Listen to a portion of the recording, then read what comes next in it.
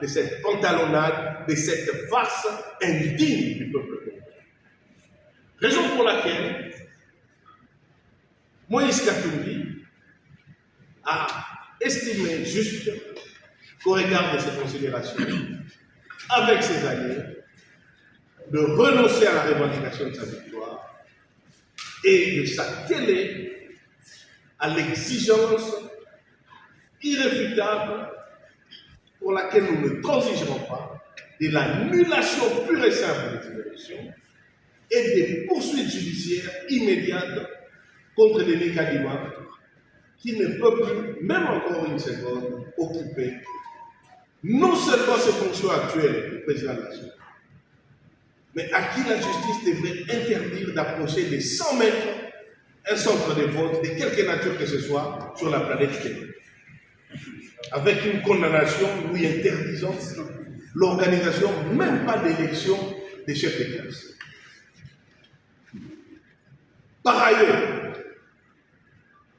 le fait d'avoir dissipé des centaines de milliards, 1 milliard, des centaines de millions, au détriment du trésor, pour nous produire un tel chaos,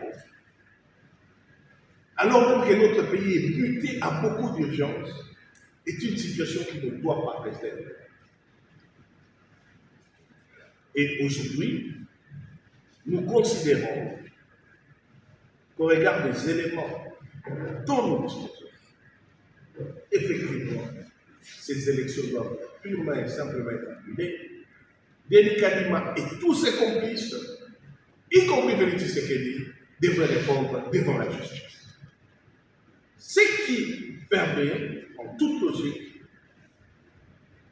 la question ne se pose plus, de tirer la conséquence que nous ne nous sentons même pas concernés par tout ce qui pourra être issu du prétendu centre autoproclamé Bossolo, qui n'a rien de Bossolo en tout état de cause, parce que pour nous, c'est un non-événement. Tout ce qui peut être dit là est issu de la fraude ayant tout corrompu. C'est 1 milliard.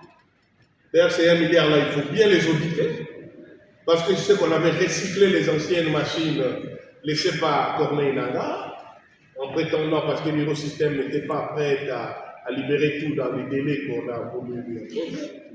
Toujours est-il que, bon, ils les ont dépensé, peut-être 600 millions pour organiser la fraude. Mais, vous savez, l'instabilité qui va s'installer dans ce pays coûtera beaucoup plus cher qu'un milliard. Je vous peins les cartes.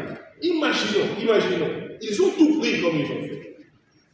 Ils ont même eu des bureaux de vote où le nombre de votants excède le nombre d'enrôlés.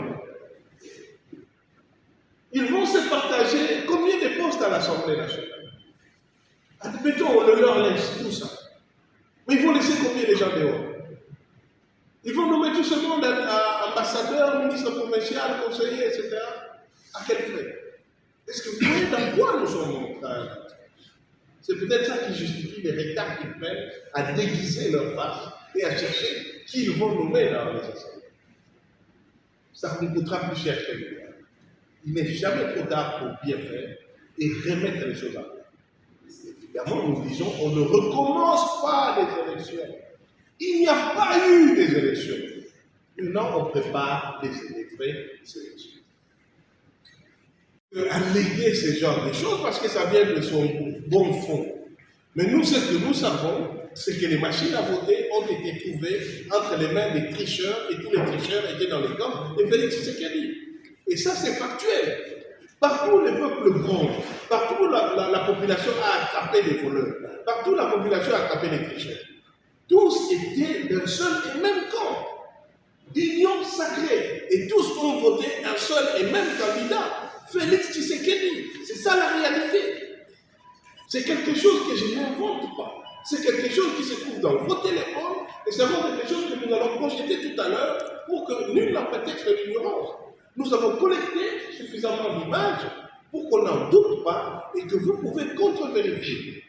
Partout, toutes les maisons où on a trouvé, et je les marquais, les machines à voter, étaient dans les camps du pro-candidat Tshisekedi Tshilombo Félix, candidat numéro 20.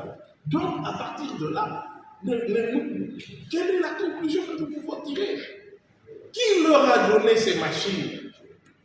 Combien ont-ils eu des machines? Comment nous ne nous posons pas cette question? Comment est-ce possible que lors de l'enrôlement, on a constaté cela, on l'a banalisé, on l'a minimisé?